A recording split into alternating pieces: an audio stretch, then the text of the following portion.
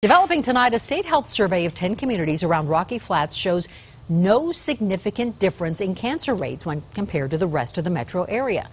Now, some residents say the state survey is flawed.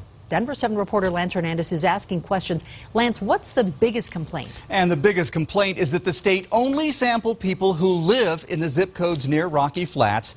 People who lived there when the plant was in operation and have since moved were not included, so we don't know anything about their health.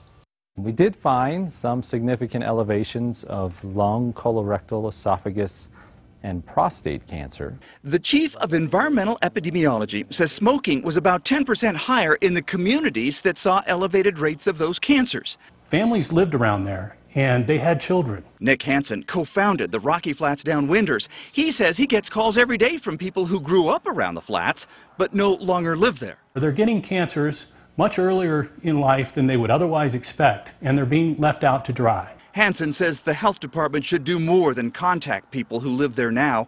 He says they should track down those who actually lived there when the plant was in operation. I get the point, and some of those contaminants might be more harmful to children. But without doing a multi-million-dollar study to try and follow all of those people that moved in and out of the area, it just can't be done. We're not asking for them to contact everybody. We're asking them to contact a significant sample size or pay for someone independently to do so and match that and compare it to another part of the population who didn't live next to Rocky Flats. Hansen says the federal government recognized in 2014 that people who worked at the plant were affected by radiation exposure. He says a chain-link fence doesn't prevent radiation from escaping the grounds. He wants to know with certainty whether residents were affected.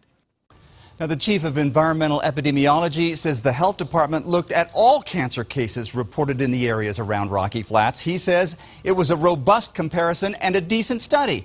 That study did not include thyroid cancer, however. We'll have more on that at 6. Ann? All right, Lance.